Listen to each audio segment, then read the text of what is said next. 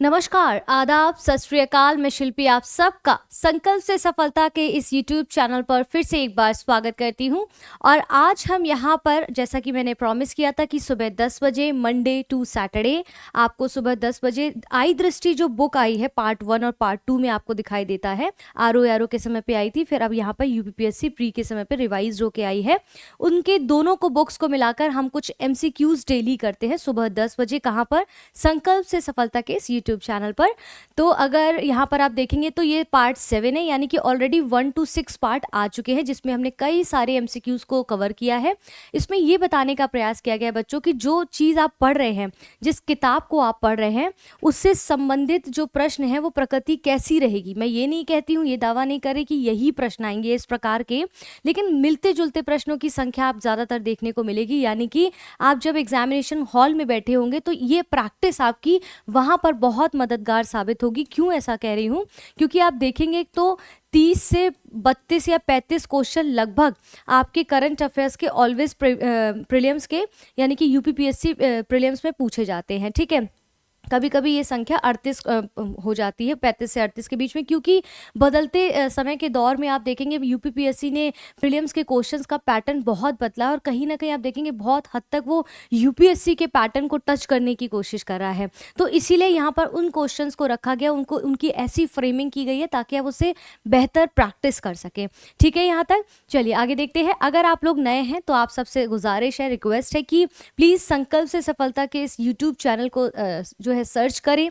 और जैसे कि अभी आप देख रहे हैं, अगर आप नए हैं तो प्लीज़ इस चैनल को सब्सक्राइब करके जाएं, क्योंकि इसलिए नहीं क्योंकि सब्सक्रिप्शन चाहिए, सब्सक्राइबर्स चाहिए, इसलिए कह रही हूँ मैं ये चीज़, क्योंकि देखिए अगर आपको सही कंटेंट यहाँ पर मिल रहा है या आपका थोड़ा भी बेनिफिट हो रहा है इस चीज़ से, तो बिल्कुल थोड़ा सा ठहरिए, थोड़ा सा वीडियो को देखिए, इसके बाद जज करिए और फिर देख के बताइए कि आपको कैसा लगा। और प्रतिक्रिया जैसी भी आपकी हो ज़रूर कॉमेंट बॉक्स में दीजिए, ताकि हमें, अगर सही है तो उसको सही लिखिए, गलत है तो गलत लिखिए, ताकि हम चीज़ों को और बेहतर कर सके और इम्प्रूवमेंट डे बाई डे कर सके, है ना।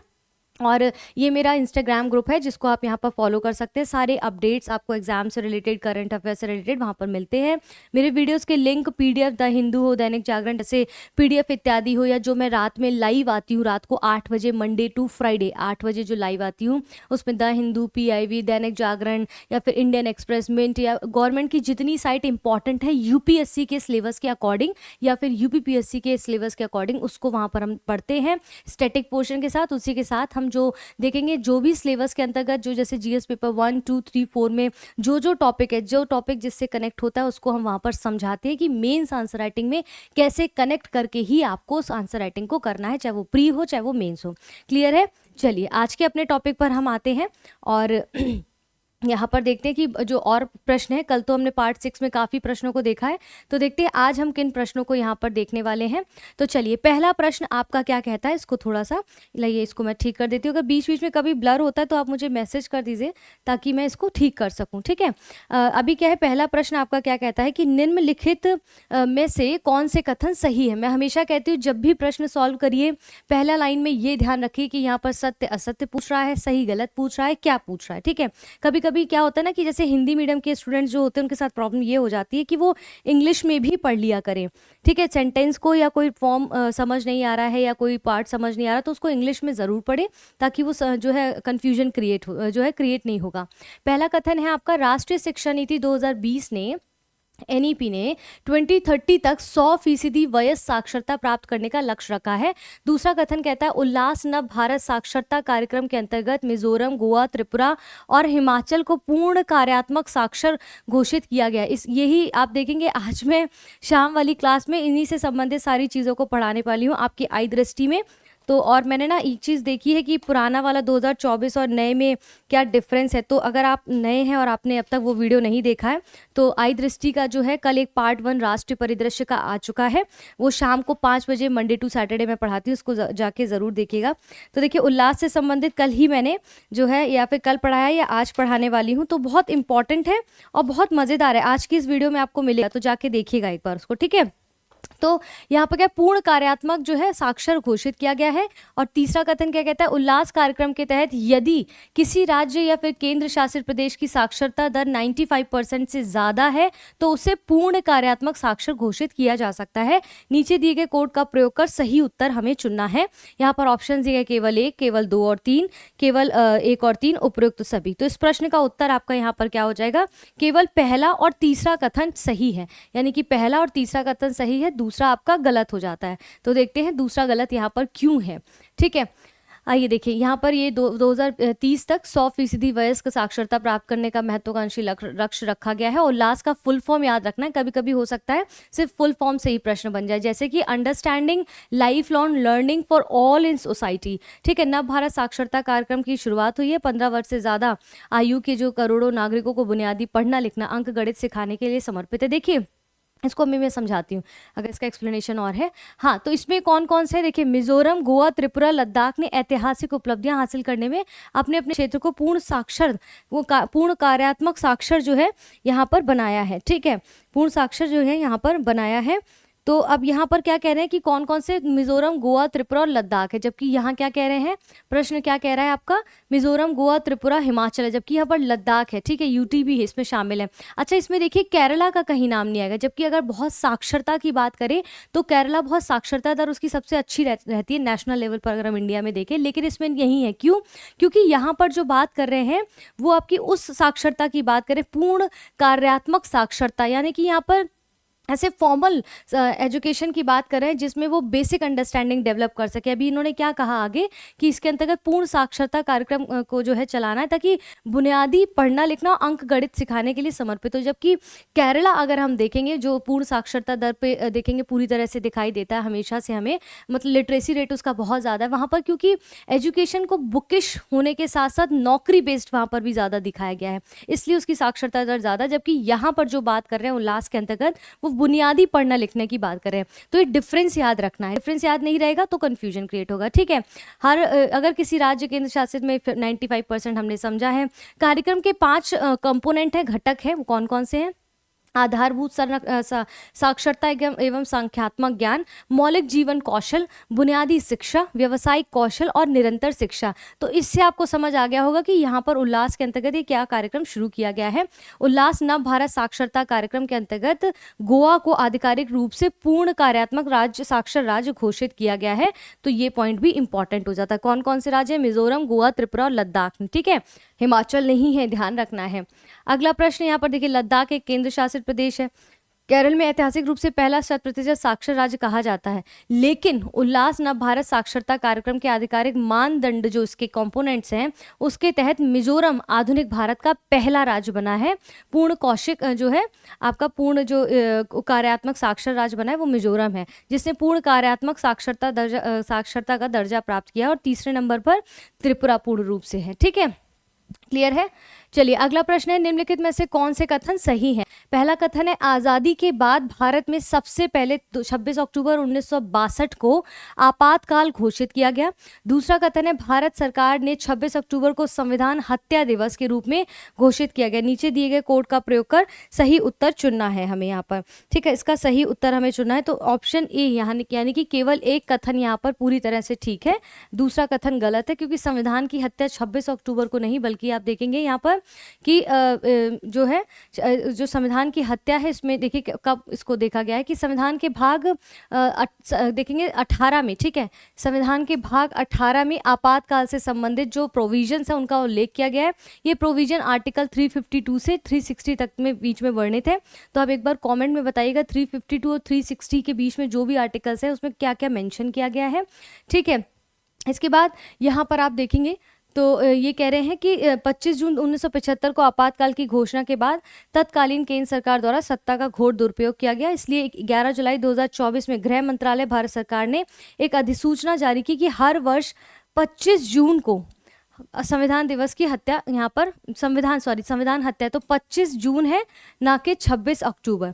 ठीक है, इसके पीछे की कहानी यहाँ पर कुछ इस प्रकार से आपको दी गई है कि क्या क्या हुआ था इस दौरान में। देश में आपातकाल की एक नई उद्घोषणा की गई, देश में आंतरिक गड़बड़ी के आधार पर यह आपातकाल लागू किया गया, जिसके कारण दोनों आपातकाल मार्च 1977 में समाप्त घोषित कर दिए गए, जिसको इस दिन को आप देखेंगे 25 जून को यहाँ पर संविधान हत्या दिवस कहा जाने लगा। ठीक है, इसके बाद यहाँ पर हाल ही में उद्घाटन किए गए चिनाब रेल पुल से संबंधित कौन से कथन सही हैं। इस पुल की कुल लंबाई 359 मीटर है। इस पुल को कोंकण रेलवे कॉरपोरेशन और भारतीय संस्थानों जैसे आईआईटी और डीआरडीओ के सहयोग से निर्मित और विकसित किया गया है। नीचे दिए गए कोड से सही उत्तर चुनना है, केवल एक, केवल दो, एक और दो, दोनों, ना तो एक ना ही दो। तो इस प्रश्न का यहाँ पर क्या उत्तर क्या हो जाएगा आपका, केवल दो कथन ठीक है, दूसरा कथन ठीक है यहाँ पर, यानी कि दूसरा कथन ठीक है, पहला गलत है। इस पुल की लंबाई कितने मीटर है, तो यहाँ पर इस पुल की लंबाई जो है लगभग 1315 मीटर और विश्व का सबसे ऊंचा रेलवे आर्च ब्रिज है, जिसकी ऊंचाई 359 मीटर है, जबकि इसकी कुल लंबाई लगभग देखें तो 1315 मीटर है। ठीक है, और ये 6 जून, अच्छा डेट याद रखेगा, बहुत बार ना डेट से संबंधित सेंटेंस बना के और हमें कन्फ्यूजन क्रिएट करते हैं। तो 6 जून 2025 को भारतीय प्रधानमंत्री नरेंद्र मोदी द्वारा चिनाब रेल पुल का उद्घाटन किया गया है। चिनाब रेल पुल भारत के केंद्र शासित प्रदेश यानी कि यूटी, यूनियन टेरिटरी जैसे जम्मू और कश्मीर के रियासी जिले में स्थित चिनाब नदी पर एक बना रेलवे पुल है। ध्यान रहेगा ना, डेट भी याद करिएगा क्योंकि डेट से भी पूछ लेते हैं कई बार। ठीक है, इसके बाद ये इस पुल को कोंकण रेलवे कॉरपोरेशन और भारतीय संस्थानों जैसे आईआईटीज और भारतीय रक्षा अनुसंधान एवं विकास संगठन यानी कि डीआरडीओ के सहयोग से निर्मित किया गया है। तो अपने आप में महत्वपूर्ण सेंटेंस है, क्योंकि फॉर्मेशन में किस किस का उनका ऑर्गेनाइजेशन का हाथ रहा है या किसके विकास से किसके सहयोग से बनाया गया है, ये इंपॉर्टेंट है, इसलिए इसको ध्यान रखना है।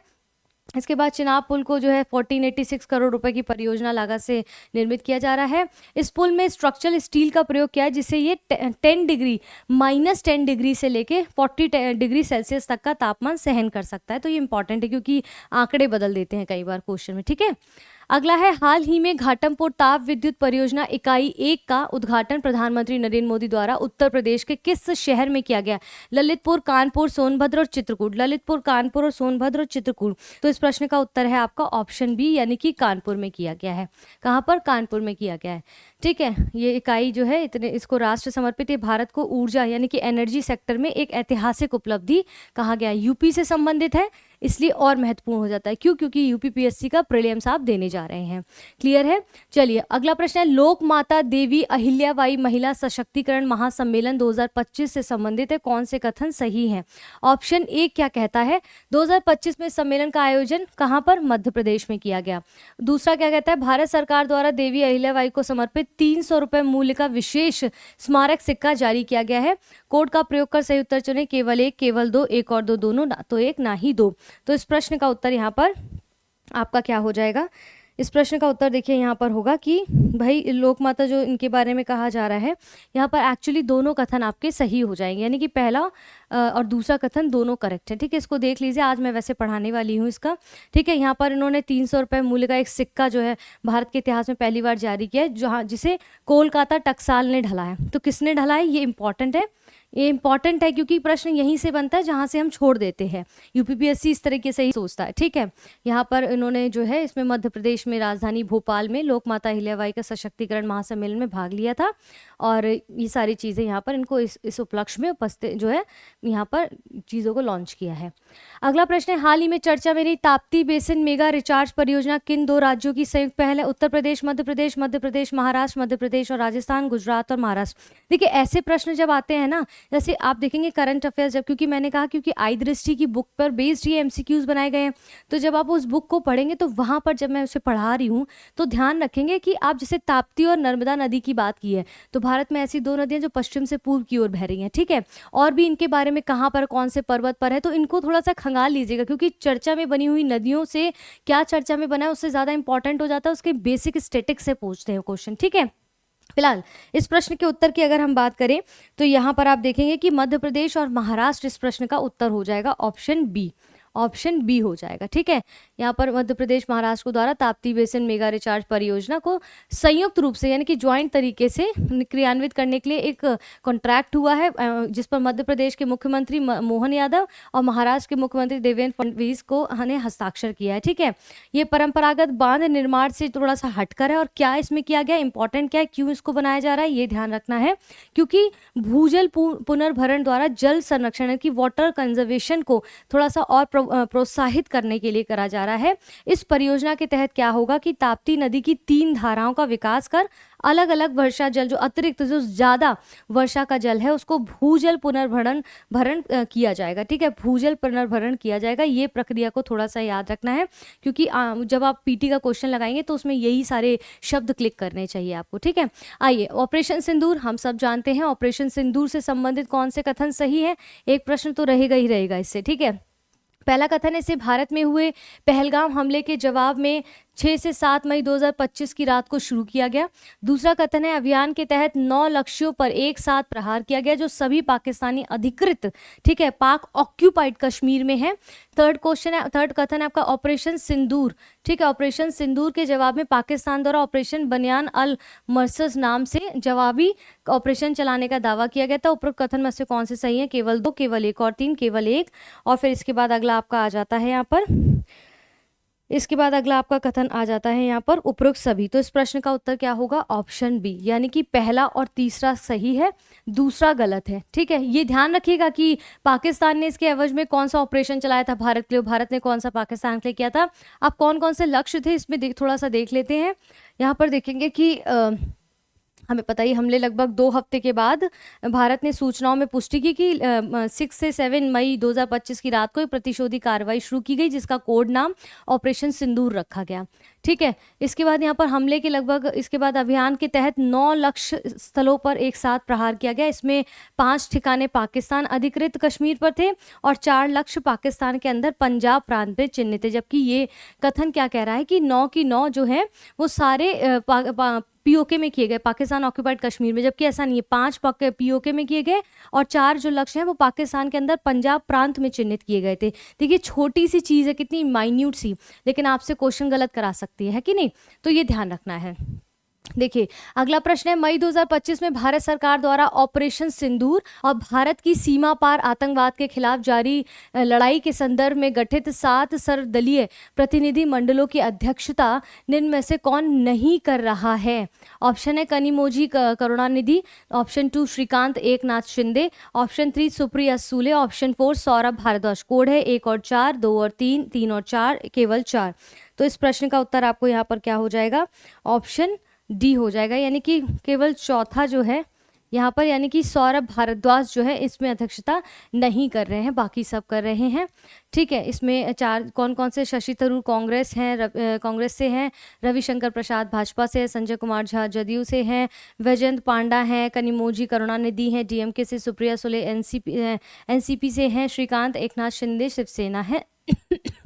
ठीक है, इसमें 59 संसद सदस्यों वाले 7 समूह कुल 32 देशों, जिसमें संयुक्त राष्ट्र सुरक्षा परिषद के सदस्यों सहित प्रमुख साझेदार देश का दौरा भी यहाँ पर किया जाएगा। ठीक है, अगला प्रश्न, अंतर्राष्ट्रीय श्रम संगठन की अद्यतन विश्व सामाजिक सुरक्षा रिपोर्ट 2024-25 जो रिपोर्ट है, इंडेक्स है, आयोजन है, ठीक है, जो है आयोजन है, अब सम्मेलन है, ये सारी चीज़ों को थोड़ा ध्यान रखना है, क्योंकि इससे प्रश्न बनता है। भारत का सामाजिक सुरक्षा कवरेज वर्ष 2024 में कितने प्रतिशत था, 24.4%, 48.8%, 16.7%, 39.3%। तो इस प्रश्न का उत्तर यहाँ पर क्या हो जाएगा आपका, 48.8% है। ठीक है, ऑप्शन बी आपका करेक्ट है यहाँ पर। ठीक है, ऑप्शन बी आपका यहाँ पर करेक्ट है। ये जो है वर्ल्ड सोशल प्रोटेक्शन रिपोर्ट 2024-26 2 साल की रिपोर्ट है। इसके अनुसार भारत का सामाजिक सुरक्षा कवरेज 2021 में 24.4% था, 2 गुना होकर 2024 में 48.4% हो गया, और जो कल्याणकारी पहुंच के उल्लेखनीय विस्तार को दर्शाता भी है। अगला है, निम्नलिखित में से कौन यूरोपीय आयोग की मौजूदा अध्यक्ष हैं, Kristalina Georgieva, Ursula von der Leyen, Ngozi Okonjo Iweala, Georgia Fernando. ठीक है, जॉर्जिया फर्नांडो। तो इस प्रश्न का उत्तर आपका यहाँ पर क्या हो जाएगा, ऑप्शन बी, यानी कि उर्सुला वॉन डेर लेवेन हो जाएगा। ठीक है, ऑप्शन बी करेक्ट होगा इसका। और यहाँ पर ये यूरोपियन यूनियन कॉलेज ऑफ कॉमर्शियस का पहला भारतीय दौरा रहा है। इसके नेतृत्व में यूरोपियन यूनियन कॉलेज ऑफ कॉमर्शियस भी आधिकारिक दौरे पर रहे हैं। उनका अध्यक्ष तौर पर यह तीसरा भारतीय दौरा है। किनका? Ursula von der Leyen Bharat की आधिकारिक यात्रा पर उस दौरान रही थी। और ये जो है सबसे बड़ा व्यापारिक साझेदार है यूरोपियन संघ जो है, और ये वर्ष 2023 में 124 बिलियन यूरो मूल्य के माल व्यापार या कुल भारतीय व्यापार का 12.2% हिस्सा इसमें रहा है। स्पष्ट है यहाँ तक? चलिए आगे बढ़ते हैं। हाल ही में, ध्यान दीजिएगा, हाल ही में जारी लीड्स रिपोर्ट 2024 के अनुसार कौन से कथन सही हैं? इस रिपोर्ट का 6वां संस्करण है। स्थल रुद्र राज्य की श्रेणी में उत्तराखंड, मध्य प्रदेश, छत्तीसगढ़ अचीवर्स की श्रेणी में रहे हैं। तटीय राज्यों की श्रेणी में गोवा फास्ट मूवर श्रेणी में रहा है। ऑप्शन है 1 और 2, 2 और 3, 1 और 3, उपरोक्त सभी। तो इस प्रश्न का उत्तर यहाँ पर क्या हो जाएगा? इस प्रश्न का उत्तर आपका होगा पहला और तीसरा कथन यहाँ पर पूरी तरह से ठीक है, जबकि दूसरा आपका गलत हो जाता है। आइए देखते हैं कौन कौन से अचीवर्स की श्रेणी में है। तो ये रिपोर्ट भारत में राज्य और केंद्र शासित प्रदेश के स्तर पर लॉजिस्टिक्स प्रणालियों की गहन समीक्षा प्रस्तुत करती है। और यहाँ पर आप देखेंगे कि ये 6वां संस्करण है। इस रिपोर्ट में 17 धारणी आधारित संकेतक जो इंडिकेशंस है उनको 4 प्रमुख स्तंभों के अंतर्गत वर्गीकृत किया गया है।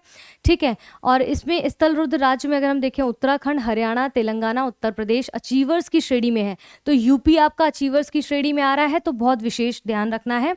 जबकि मध्य प्रदेश, राजस्थान, पंजाब और बिहार, हिमाचल प्रदेश फास्ट मूवर्स श्रेणी में है। और छत्तीसगढ़, झारखंड एस्पायर्स की श्रेणी में है। तो एस्पायर्स की श्रेणी में, फास्ट मूवर्स की श्रेणी में और अचीवर्स की श्रेणी में। तो यूपी आपका अचीवर्स की श्रेणी में आता है, याद रखना, यानी कि अचीवर्स की श्रेणी में यूपी है। तटीय राज्यों में आपके ये सारे यहाँ पर दिए गए महाराष्ट्र, उड़ीसा, गुजरात, कर्नाटक, तमिलनाडु, ये सब क्या है? ये अचीवर्स की श्रेणी में है। ठीक है, इसके बाद गोवा, आंध्र प्रदेश फास्ट मूवर्स की श्रेणी में है। इसके बाद पश्चिम बंगाल, केरल, ये एस्पायर्ड की श्रेणी में है। क्लियर है? थोड़ा सा यूपी जिसमें आ रहा है उसको थोड़ा सा ज़्यादा ध्यान रखना है। क्लियर है? यहाँ तक क्लियर है? चलिए अगले प्रश्न पर आते हैं। निम्नलिखित कथनों पर विचार करें। पहला कथन है जनवरी 2025 में त्रिपुरा भाषणी के साथ समझौता MOU समझौता ज्ञापन पर हस्ताक्षर करने का वाला पहला भारतीय राज्य बना है। दूसरा कथन है भारत के प्रधानमंत्री द्वारा भाषणी को 5 वर्ष की अवधि के लिए जुलाई 2022 में लॉन्च किया गया था। उपरोक्त में से कौन से कथन सही हैं? Option A, option B, option C, option D, केवल एक, केवल दो, एक और दो, दोनों, ना तो एक या फिर ना तो दो। ठीक है, तो इस प्रश्न का उत्तर आपके लिए यहाँ पर क्या हो जाएगा? देखिए, दोनों ही कथन यहाँ पर सही नहीं है। ये कह रहा है दोनों कथन सही नहीं है। तो चलिए दोनों कथन क्या सही होंगे उनको देखते हैं। स्थानीय भारतीय भाषाओं में ऑनलाइन सेवाओं तक पहुंच की बढ़ती मांग को देखते हुए केंद्रीय वित्त मंत्री सीतारमण ने केंद्रीय बजट 2021-22 में राष्ट्रीय भाषा अनुवाद मिशन यानी कि नेशनल लैंग्वेज ट्रांसलेशन मिशन की घोषणा की। ये भाषा अनुवाद मिशन को भाषणी, इसका भाषणी नाम समझ जाएगा ना, तो ये ध्यान रखिएगा, इसके साथ कनेक्ट करना है। इसका नाम दिया गया और ये भाषणी को 3 वर्ष की अवधि के लिए 4 जुलाई 2022 को लॉन्च किया गया। इंपॉर्टेंट है डेट इसकी। ठीक है, 28 जनवरी 2025 को जारी एक प्रेस विज्ञप्ति के अनुसार त्रिपुरा सरकार ने डिजिटल इंडिया भाषणी प्रभाग के साथ एक MOU पर हस्ताक्षर किया है। भाषणी के साथ MOU पर हस्ताक्षर करने वाले कौन सा? त्रिपुरा, यानी कि नॉर्थ ईस्ट का पहला राज्य कौन सा है? त्रिपुरा। Very very important. ठीक है, साथ ही ये देश का 8वां ऐसा राज्य है जिसने भाषणी के साथ MOU पर हस्ताक्षर भी किए हैं। तो त्रिपुरा जो नॉर्थ ईस्ट का पहला राज्य जिसने इस पर हस्ताक्षर किए, किस पे? भाषणी के समझौते के लिए। ठीक है, अगला प्रश्न है भारत वन स्थिति रिपोर्ट 2023 के अनुसार कौन सा कथन सही है? ऑप्शन ए क्या कहता है? ऑप्शन ए, माफी चाहती है, सही है। ऑप्शन ए कहता है देश में कुल वनावरण देश के कुल भौगोलिक क्षेत्र का 21.76% है। ऑप्शन 2 कहता है 2021 की रिपोर्ट की तुलना में 2023 में राष्ट्रीय स्तर पर 156.41 वर्ग किलोमीटर के वनावरण की वृद्धि हुई है। ठीक है, ऑप्शन 3 कहता है 2023 की रिपोर्ट के अनुसार 10 से भी कम राज्य और संघ क्षेत्रों में उनके भौगोलिक क्षेत्र का 33%, ठीक है, 33% से ज़्यादा भाग वनाच्छादित रहा है। सही उत्तर हमें चुनना है, केवल 1 और 2, केवल 2 और 3, फिर इसके बाद आपका आता है 1 और 3 और फिर उपयुक्त सभी। तो इस प्रश्न का उत्तर यहाँ पर क्या हो जाएगा? ऑप्शन ए, यानी कि पहला दूसरा करेक्ट है और तीसरा गलत है। आइए तीसरा देखते हैं गलत क्यों है। देखिए यहाँ पर ISFR 2023 के अनुसार देश में कुल वनावरण इतना मिलियन हेक्टेयर है जो देश के भौगोलिक क्षेत्रफल का 21.76% है। ठीक है, इसके बाद यहाँ पर वृक्षावरण इतना कवर करता है। इस कथन में क्या कह रहे हैं कि तीसरा गलत क्यों है, क्योंकि 2023 की रिपोर्ट के अनुसार क्या कह रहे हैं, देश का कुल वृक्षावरण जो है इतना मिलियन हेक्टेयर है और जो देश के कुल भौगोलिक क्षेत्रफल का 3.141% है। ठीक है, इसके बाद उत्तर पूर्व राज्यों में जो देश के कुल वनावरण में लगभग 1/4 का योगदान करते हैं। पिछले आकलन की तुलना में, अगर हम आकलन की तुलना में देखें तो 327.30 वर्ग वनावरण की कमी दर्ज की गई है। और ISFR 2023 में पहाड़ी जिलों में वनावरण में इतने वर्ग किलोमीटर की वृद्धि यानी कि 234.14 वर्ग किलोमीटर की वृद्धि यहाँ पर दर्ज की गई है। तो इससे आपको क्लियर हो गया होगा आई होप कि वहाँ पर पहला कथन क्या कह रहा है। ठीक है, तीसरा कथन क्या कह रहा है यहाँ पर। ठीक है, इसके बाद हम आगे बढ़ते हैं। भारत वन स्थिति रिपोर्ट 2023 के अनुसार उत्तर प्रदेश के संदर्भ में कौन सा कथन सही है। पहला कथन है 2021 की रिपोर्ट की तुलना में 2023 में राज्य में वनावरण की कमी दर्ज की गई है, ऐसा यूपी के कॉन्टेक्स्ट में कह रहा है। ऑप्शन 2 क्या कहता है, यूपी में यानी कि उत्तर प्रदेश में सबसे ज्यादा वनावरण क्षेत्र लखीमपुर खीरी और न्यूनतम वनावरण क्षेत्र संभल है। नीचे दिए गए कोड का प्रयोग कर सही उत्तर चुनना, केवल एक, केवल दो, एक और दो, दोनों, ना तो एक ना तो दो। ठीक है, ना तो एक ना तो दो। तो अब यहाँ पर हमें इसको थोड़ा सा समझना पड़ेगा। इस प्रश्न का उत्तर क्या होगा, ऑप्शन ए हो जाएगा। ऑप्शन, ठीक है, नहीं ऑप्शन ए नहीं होगा एक्चुअली, इसमें भारत वन स्थिति रिपोर्ट की बात कर रहे हैं ना। ऑप्शन ए नहीं होगा, ऑप्शन डी होगा, यानी कि दोनों ही कथन इसमें सही नहीं है। तो इसको हम देख लेते हैं। यहाँ पर वही सेम देखिए, उत्तर प्रदेश में अमेलिखित वन जो रिकॉर्डेड फॉरेस्ट एरिया है वो 17,435 वर्ग किलोमीटर है। इसके भौगोलिक क्षेत्रफल का 7.2% है, जबकि भारत के कुल वन क्षेत्र का 2.25% है। ठीक है, तो यूपी के संदर्भ में याद रखना, बाकी चीज़ों को हम पिछले प्रश्न में देख चुके हैं। अगला हमारा स्क्रीनशॉट ले सकते हैं आप चाहें तो। अगला कथन है हमारा, प्रश्न है हमारा, जनवरी 2025 में प्रधानमंत्री नरेंद्र मोदी द्वारा जेड मोड़ सुरंग का उद्घाटन किया गया। इससे संबंधित कौन से कथन सही है। इस सुरंग का पुनर्नामकरण जो है, मकरण इसको पढ़ेंगे कैसे नामकरण, ओके, सोनमर्ग सुरंग के रूप में किया गया है। ऑप्शन 2, इस सुरंग परियोजना की कुल लंबाई लगभग 6 किलोमीटर है। इस सुरंग को निर्मित करने की लागत 2700 करोड़ रुपए है। कोड है एक, केवल एक और तीन, केवल तीन, दो और तीन, एक और दो। तो इस प्रश्न का उत्तर यहाँ पर जो है आपका क्या हो जाएगा, ऑप्शन ए हो जाएगा, यानी कि केवल एक और तीन यहाँ पर ठीक है, बाकी दूसरा गलत है।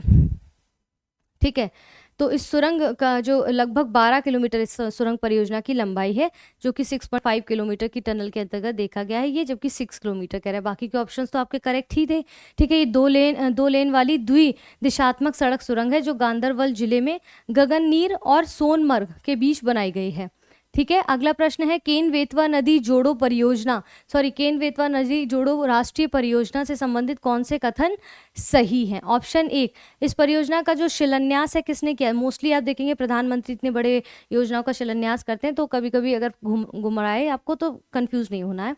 प्रधानमंत्री नरेंद्र मोदी द्वारा खजुराहो मध्य प्रदेश में किया गया। ऑप्शन 2, इस परियोजना से उत्तर प्रदेश के 4 जिले लाभान्वित होंगे। कोड का प्रयोग कर सही उत्तर चुनना है। ऑप्शन ए, केवल एक, केवल दो, एक और दो, दोनों, ना तो एक ना ही दो। ठीक है, तो इस प्रश्न का उत्तर होगा ऑप्शन सी, यानी कि दोनों कथन यहाँ पर ठीक है, इसको भूल जाइए। ठीक है, दोनों कथन यहाँ पर ठीक है। इस परियोजना मध्य प्रदेश के 10 और उत्तर प्रदेश के 4 जिले, यूपी के 4 जिले कौन से वो महत्वपूर्ण हो जाता है, बांदा, महोबा, झांसी और ललितपुर, इंपॉर्टेंट है। इस परियोजना की कुल लागत 44,605 करोड़ है। यूपीपीएससी ऐसे ही फैक्ट्स देता है पूछने के लिए प्री में। ठीक है, अगला प्रश्न है, दिसंबर 2024 में किस गांव को प्रधानमंत्री नरेंद्र मोदी द्वारा भारत का पहला सीमावर्ती सौर गांव घोषित किया गया है। मुडेरा, मसाली, सुईगाम, धनगढ़ी। ठीक है, तो इस प्रश्न का उत्तर क्या हो जाएगा आपका, मसाली को इसने यहाँ पर ये क्या घोषित किया, सीमावर्ती सौर गांव घोषित किया गया है।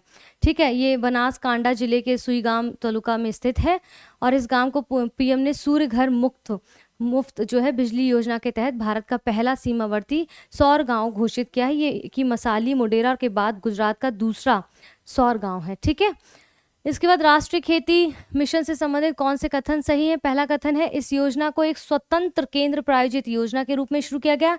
दूसरा कथन कहता है इस मिशन के तहत लगभग 2000 प्राकृतिक खेती मॉडल प्रदर्शन फार्म स्थित किए जाएंगे। कोड का प्रयोग कर सही उत्तर चुनना है, option A, option B, option C, option D. क्या क्या यहाँ पर दिए गए हैं उसको देखिए आप जरा। यहाँ पर इस प्रश्न का उत्तर जो होगा आपका कि राष्ट्रीय खेती, ठीक है, राष्ट्रीय खेती के संदर्भ में ऑप्शन सी यानी कि पहला दूसरा दोनों कथन यहाँ पर पूरी तरह से सही हो जाएंगे। ठीक है, इतना करोड़ जो कुल परिव्यय है इस योजना के लिए रखा गया है। 15वें वित्त आयोग की अवधि जो होगी 2025 तक उसको होगा। अगले 2 वर्षों में इस मिशन को प्राकृतिक खेती को अपनाने के इच्छुक जो ग्राम पंचायत है उनके 15,000 समूहों में इसमें इसको लागू किया जाएगा। ठीक है, क्लियर है? चलिए अगला है अटल इनोवेशन मिशन 2.0 से संबंधित कौन से कथन सही हैं? पहला ऑप्शन क्या कहता है इस मिशन की अवधि 31 मार्च 2028 तक निर्धारित की गई है। ऑप्शन 2 इस मिशन को 2750 करोड़ रुपए आवंटित बजट के साथ मंजूरी प्रदान की गई है। कोड है आपके केवल एक, केवल दो, एक और दो दोनों, ना तो एक ना ही दो, ना तो एक ना ही दो।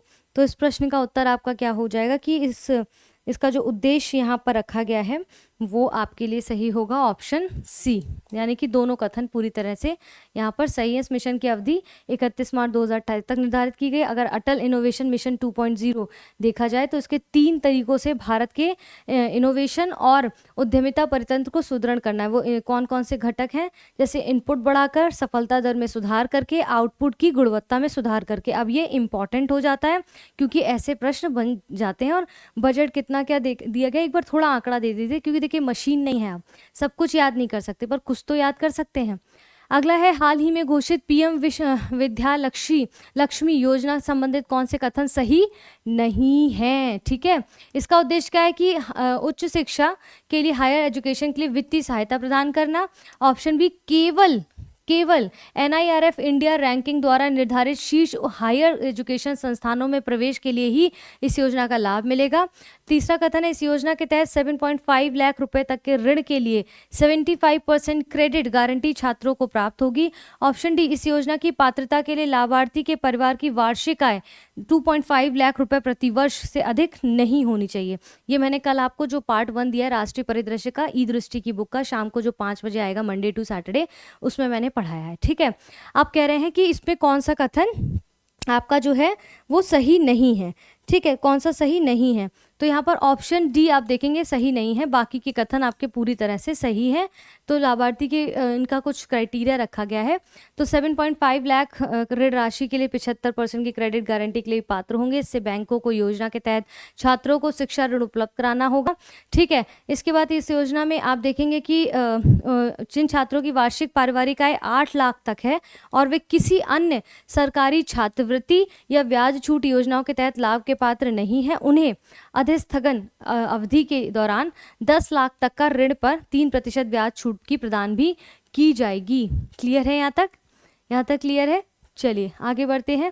इसको टॉपिक को क्लियर करने के लिए आप आई दृष्टि की जो बुक मैं पढ़ा रही हूँ मंडे टू सैटरडे संकल्प से सफलता के यूट्यूब चैनल पर, यानी कि मैं ही पढ़ाती हूँ उसमें, तो शाम को 5 बजे वो वीडियो मिल जाता है, उसको ज़रूर देखिए। आज उसका सेकंड पार्ट आ रहा है। ठीक है, नमो ड्रोन दीदी योजना के तहत केंद्र सरकार कितनी महिला स्वयं सहायता समूह को ड्रोन प्रदान करेगी?